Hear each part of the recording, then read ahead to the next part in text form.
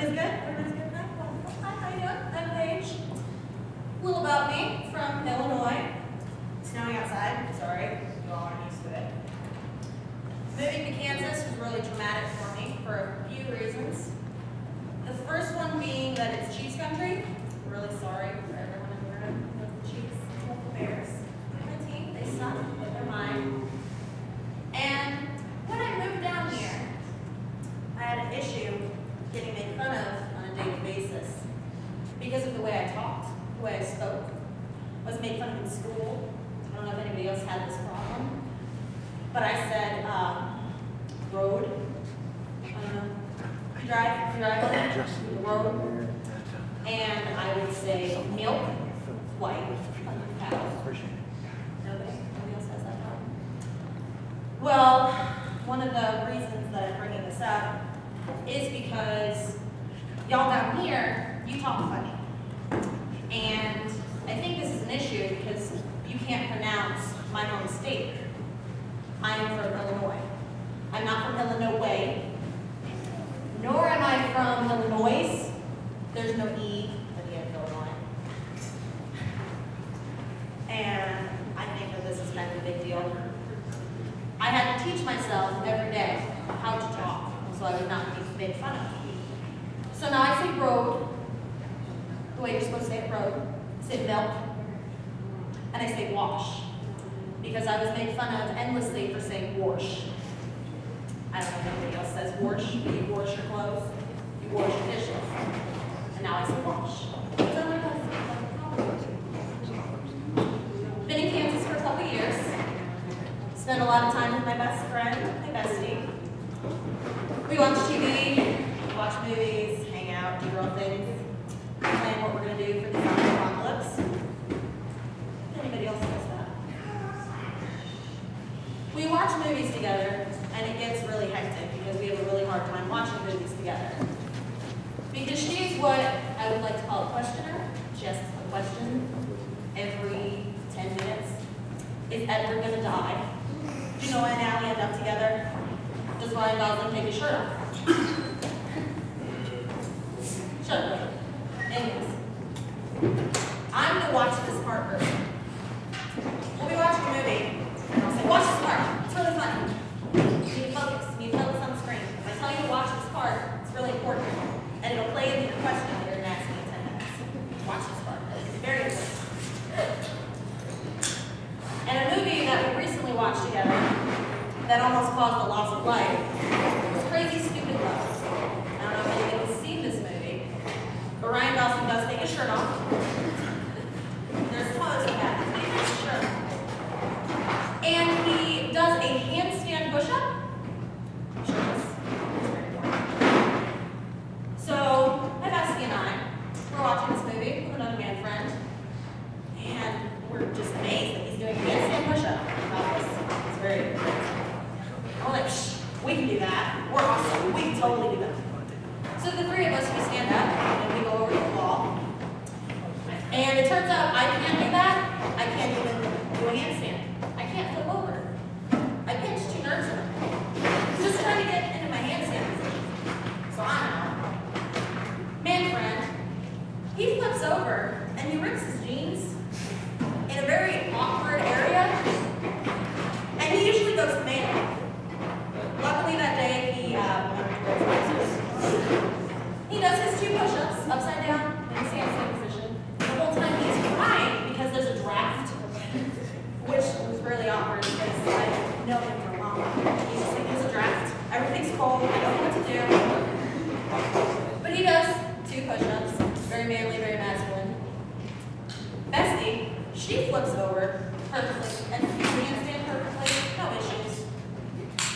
And she does 3 push-ups, upside down. Her shirt was on, so it wasn't as cool as watching Ryan Gosling, but she did 3. So she's all excited because she won and she's the champion. She beat both of us. And then she just falls on the ground for no reason. And she just lays there. Like, we won't notice that she just tripped over there. She just fell. No reason at all. She's just laying there. She's fine. She's fine. Her and I have been friends for a very long time. We've been friends for 10 years.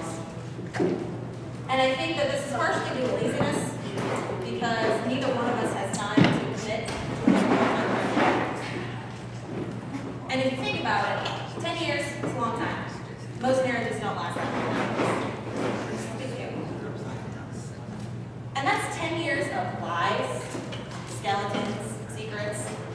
We don't have time to commit to another long relationship.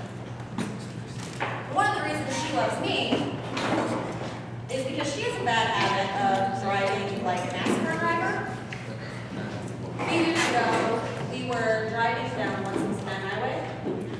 We were on our way to Renfest, and we were pulled over in a 65 for going 113 because we were racing my father to Renfest. And the officer who pulled us over was very nice, and he advised us that our ticket for going 113 in a 65 would be $326. Luckily, I was her passenger, and on this day I discovered that I had a great gift. They're called breasts. And I was wearing a little fairy costume because we were going to the Renaissance. So I'm a little fairy.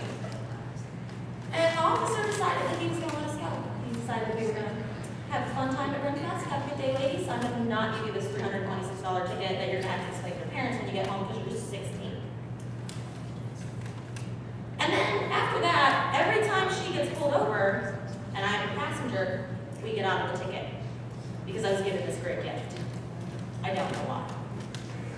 We're in Johnson County, and we were pulled over for flicking a cigarette out the window. That's a $300 fine in Olathe. Luckily, I was wearing a really low-cut shirt, and the officer said, "Have a good night. Don't do it again. This is your only warning." A little while later, we were pulled over again because somebody didn't renew her tags for 3 months. 3 months. Needed new tags. We got pulled over. And I was wearing a sundress, so we got a warning, and we were advised to renew her tags. Most recently, we were in Kansas City. We were going to go see Solace. They're a local band. Pretty cool. They're awesome. You can YouTube them, Google them. And we were pulled over at a seatbelt checkpoint, and somebody forgot to get insurance on her Jeep that month. So we were pulled over for no reason. Both had our seatbelts on. And he forgot to ask for her proof of insurance. So we got out of that. When you find somebody who you can be around for 10 years, your stupidity increases. I don't know if anybody who's been married for 10 years, maybe hung out with the same person for a long time. But when you're with somebody for that long, your stupidity accelerates. And since we've been together since high school, our stupidity has greatly accelerated. To the point that we've created a game. It's a really fun game. We murder each other. We will get markers, and we will slit each other's throats. And that is how the game is played. She will be hiding up in trees, and she will ninja down on people, usually me, and she will slit my throat. Christmas, we went up to Illinois to go see my family. And by the time we got home, my face was red and blue and green. We were murdered. And she will literally scream that she's going to murder me. We will be sitting in a restaurant, in the library, at her nephew's school, physical play. And she'll look at me like a bobcat or a pit bull, some ferocious animal, a tiger. And she will just scream, "I'm going to murder you," and then just jump at me and start slicing my throat. I can't beat her at this game because I usually forget to bring a marker. And it's really a terrible game. It's like Call of Duty, but with markers. It's a big deal.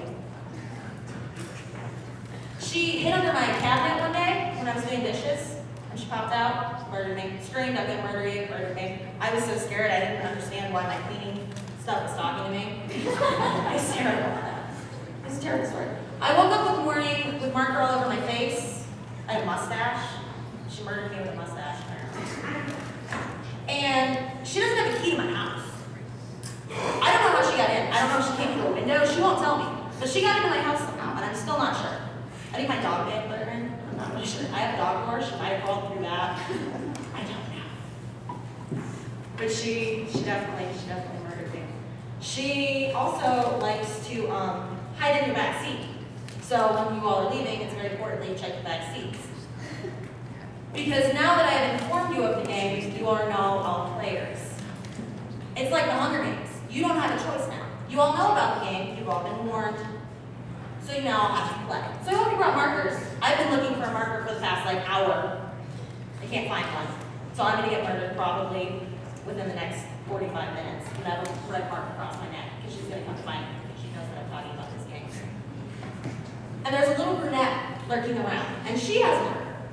So if you hear somebody say, "I'm going to murder you," if she screams and lunges at you, just let it happen. Just relax. She has the highest kill point.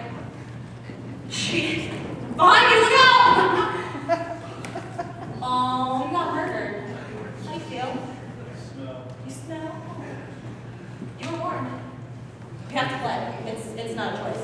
You can't get out of it. The only rule is you have to play. That's it. So, you get back. It's cool. She's fun. I love her a lot. She and some other mutual friends are actually how I met my boyfriend. I didn't come up here to talk about him, but it's a lot of fun knowing that because of her and some mutual friends that I met, very special person in my life. I met him in a closet. I don't know if this is normal, but we hadn't met before. She and some other friends were like, "Yeah, come over to our house. He's gonna come over, you're gonna come over, it'll be awesome." So we're texting. He's like, "Yeah, I can't wait to see you." So I did what I'm best at, and I lied. I said, "I'm not coming. I can't make it. I'm not gonna be able to make it tonight." Because the way I saw it was, why would I tell you the truth? That I'm already here, that I'm sitting on the couch playing Mario Kart, waiting for you. It was a sign of things to come, first of all, because he's never on time. He's still not here, actually. And he's texting me, and he's all bummed. I ruined his night. He's really upset. "I'm so upset, I don't get to see you, blah, blah, blah." He's so upset. So a couple minutes before he gets there, I hide in the closet. It was a coat closet, so it was a little classy. It wasn't just you run into the closet. It was a coat closet. It's very exciting. And I hear him come in, and I'm all excited. And I'm jiggling the door. He's like, "What's up with your door? What's up with your door, bro? It's making noises." And our other friend, he's like, "Oh yeah, it's a ghost. There's a ghost in there." So he comes and opens the door, and there I am. And it was magical. Very, very romantic. It's like Sleepless in Seattle. They should make a movie out of it. Or a TV series. But I don't think it should be a How I Met Your Mother type of TV series. Because his How I Met Your Mother story would be very short, very sweet. It would be maybe one episode. "Kids, I met your mommy in a closet. And it was a week later when we went to a concert, and I put her up on my shoulders to flash the band that I knew we would be together forever." And that is how I met your mother. That's not really how he talks, but it's pretty close. Like kids like me, really not a fan of the little germ dummies, but they love me like crack. Everyone always asks me to watch their kids. You let me watch your kids, right? You have a couple. I see them. You let me watch your kids? You look like a responsible person, responsible human being. Paste, you need paste. Play-Doh, salty. You can chuck it at your brother. Duck Duck Goose is awesome because you can trip the other players. Because they always get you. They say duck, duck, duck, duck. It's terrible. I hate that. I hate Duck Duck Goose. I never get to be confused. I never get to run around the circle. So I trip everybody else. That way I get some peace. My father gave me the family curse when it comes to kids. He said, "Paige, I hope you have kids just like you." Awesome. Thanks, Dad. It's great. Can't wait. Can't wait. So I haven't had any kids yet. Figure I'll wait until I'm 40, 45. Babysit everybody else's until then. It's good. It's perfect. It's awesome. My grandpa gave me better advice, which was don't have kids. Get a farm. Get pigs. You won't get in trouble for eating pigs. Thanks, Grandpa. A lot of times, I'm very surprised at the things that children tend to say. I have a niece, when she was younger. We were in the Price Chopper, good old Price Chopper, special days. We were getting frozen pizza, snack stuff, and frozen food stuff. And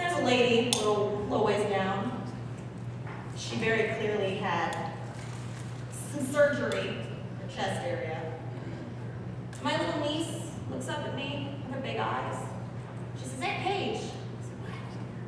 She's like, "When I grow up, I want to have boobies like hers, not little ones like you."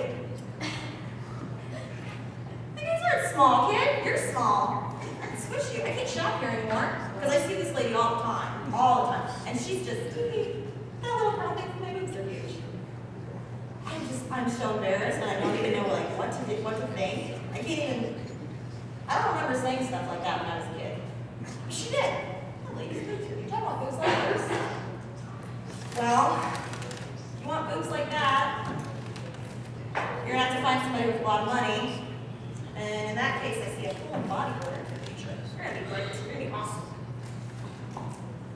A lot of times I'd rather hang out with kids than the adults. They're easily entertained. I'm entertained by them. Unless there's drinking involved, I'm with the adults. And Paige, I have a problem. I'm not an alcoholic, but I'm what I would call a Goldschlager enthusiast. Does anybody in here like Goldschlager? One? You don't like Goldschlager, I know you. You don't drink it. Anyways, Goldschlager is my favorite drink in the whole wide world for a couple reasons. First of all, it's like a girl's best friend. See it in a bottle? It's so sparkly, it's shiny. It's like diamonds in a bottle, except it's gold. My liver is probably now, 12 carats, because of how much I drank just within the past couple of years. And if you're high maintenance, you can mix it with Sprite. Go up to the bartender and say, "I would like an Arkansas Avalanche," and Sprite and Goldschlager mixed together. Cool. Or if you're low maintenance, like me, just drink beer all night, and then do a shot every drink of beer. It's very exciting. The key to drinking Goldschlager, the key to drinking it is you have to tip the bottle up 3 times. 3. You have to do it 3 times. You have the initial, follow-up, and then the final mix. That way everything is evenly distributed. If you do it only 2 times, it's not evenly mixed. It tastes terrible, and then you're not getting the full amount of gold in your shot or in your drink. If you mix it too much, it's overmixed, and then it's just stupid. Boyfriend and I like to drink Goldschlager. We like to sit and play poker about once a month. And recently we had an issue. We're playing poker, drinking beer, doing shots, hanging out, having quality time. And right around 12:30, things got really fuzzy. And then they got black. I don't know if this happens to everybody when they drink, but it's black. There was nothing. And then at 3 a.m., I come out of the blackness, out of the dark, and I'm in my bathtub. And he's in my bathtub. And there are bubbles everywhere. There's a rubber duck. I don't own a rubber duck. I don't know how a rubber duck got in my bathroom. And we're just looking at each other. We're not sure how we got there. We're not sure what happened. Why are you in my boxers? Why are you in my bathrobe? Did we get roofied? Did you try to take my kidneys? We were just mind blown by the fact that we were in the bathtub. We don't know what happened. I don't know what happened. I still don't know what happened. Just checking to make sure my kidneys were still there. I'm looking at him thinking that he did something, that he roofied my drink. It's the weirdest thing that's ever happened to me while drinking, ever. And the next day we're having breakfast. We vowed that we would never do that again. We would never drink that much again. We would never drink again. We were done. Absolutely finished drinking. And then we went to the liquor store, because if New Year's Eve has taught me anything, it's that, a week goes by and then you're going to break a vow, so you might as well have it in the fridge ready to go. It's amazing what stupid things will happen with my friends, the people that I associate myself with, and myself. If we're in a room together, let alone a 1 mile radius. Because when we all go out together, it's an event. It very, very rarely happens. And when it happens, I really don't like going out for one very good reason, and that's getting hit on. I hate getting hit on. I don't like it at all. A lot of my friends think this is hilarious because they know I hate it. Hey baby, did you fall from heaven? Do you want me to send you there? Don't talk to me. If you want to talk to me like a human being, just come up and say, hey, how's it going? I like your shirt. I like your shoes. Are you Google? You have everything I'm looking for. No, I don't like that. That creeps me out. That makes me wonder if you're going to cut my skin off, wear it to your birthday party, lock me in your basement. It creeps me out. I don't know what you're really saying. It's creepy. I don't like it. I had a man smell me at the bar one night. I'm sorry.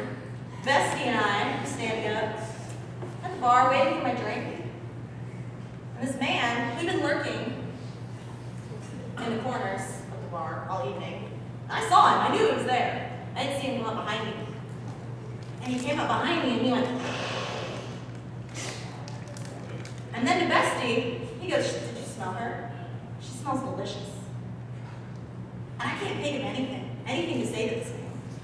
I'm just sitting there. Am I on Twilight? Is he gonna go Jeffrey Dahmer on me? Did I shower at Krispy Kreme Blaze by accident? What is going on? And then he does the creepiest thing ever. He licked his lips. He went, like a panther. Like he was gonna take me out of the parking lot and eat me. I was freaking out.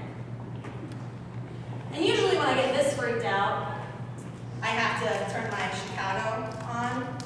I have to become the Godfather. Because I have my bestie who can do 3 handstand push-ups. 3. And then I have the boyfriend.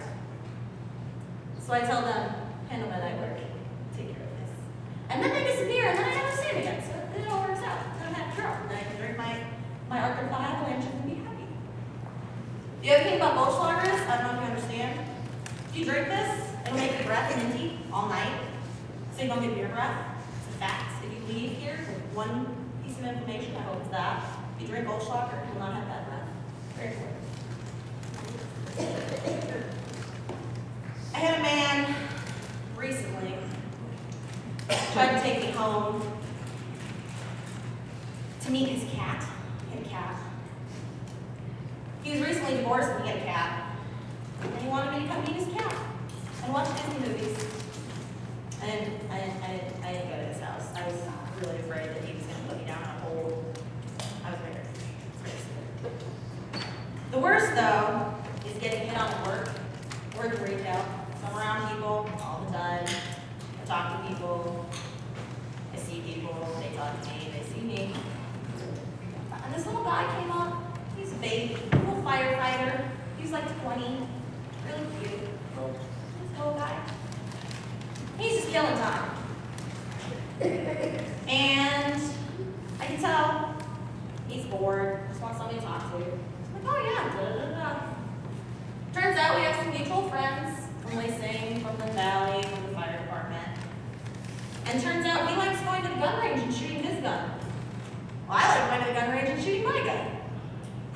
Hi, I'm a red flag. He, in a matter of seconds, came up with our entire life story. We met in the store that she worked at, and we got married, and we had kids, and we lived happily ever after. And I could see it in his eyes. He was already thinking if he was going to ask me out, he was going to try and date me. I was not okay with this. I was not okay with this at all, because I don't like being hit on, especially at work. So I play along, because he's a nice kid. He's a little guy. I don't want to be mean. I'm mean to a lot of people, but I don't want to be mean to him. An hour and 45 minutes later, an hour and 45 minutes of my work day, he goes, so I see you have a ring on, but would you like to exchange numbers? Maybe date? I wear this ring for that reason. It sometimes gets people to just not ask me anything. They just assume that I have somebody, so I wear it. And then I had to turn the Johnson County bitch on. It's very exciting for me. Because I'm really mean. I'm not a nice person. I don't play call me maybe. I play if you call me, I'm going to punch you in the jugular. Don't call me. I don't have any interest in you. I don't want to be your friend. So I'm looking at this young man with his little face, and I had to get mean. It'd been an hour and 45 minutes. I had to get mean to this. So I lean in real close, and I look at him with my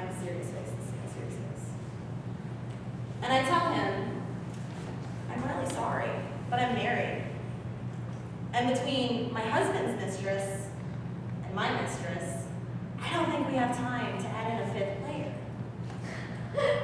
I said it just like that, super serious. Don't laugh, super serious. He just kind of looks at me. Like, is she serious? Did she really just say that? That's 3 girls and 1 guy. That's a lucky dude. Just saying. He's just standing there. His mind is blown all over the walls. It took an hour and 45 minutes, but I finally got this kid to shut his trap.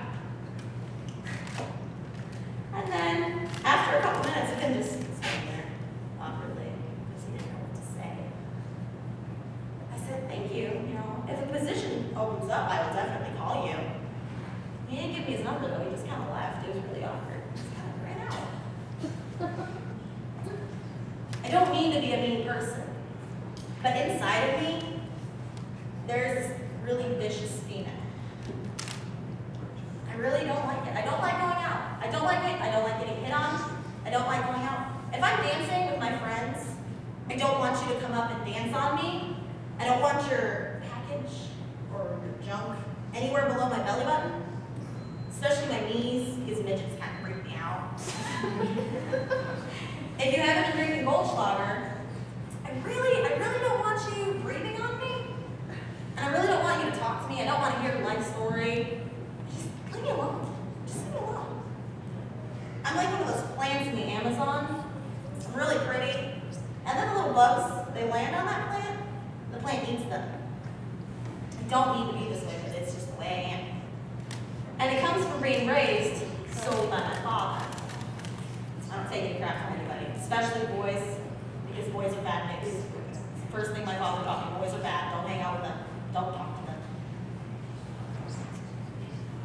And, you know, growing up, just my dad. Dress shopping was fun. It really wasn't. He put on a dress one time. That was kind of exciting. First dance, yeah, thanks, Dad. Thanks for putting on that dress. Now I know how I'll look in it. Oh, you fell. Rub some dirt in it. Walk it off. Be ashamed. Cool. Thanks, Dad. The boyfriend and I, we fight a lot. I don't know if this is normal in relationships, but we fight. We fight a lot. And it's not like argue fighting. We'll be in the kitchen. I'll be making dinner, or he'll be making dinner. And he will come up to me and poke me right here. Girls, you know what I'm talking about? When a boy pokes you right here, it doesn't tickle. It doesn't feel good. It hurts. So then I pop off something like, do you want to be impaled with a spaghetti spoon? And then he'll kind of back off for a minute. And he'll come and do it again on the other side. And then it's just a massive pile of body parts and kitchen utensils all over the floor. And then it gets really awkward because you have to explain the bruises. And it's really embarrassing having to admit that your girlfriend kicked your ass and made a delicious dinner at the same time. The secret to the male species, ladies, and I kid you not, the secret is, if you walk up to your man and you look at him in the face and bat your eyes and say, I'm going to roundhouse you in the throat and make a delicious meal, they will be yours forever. I promise.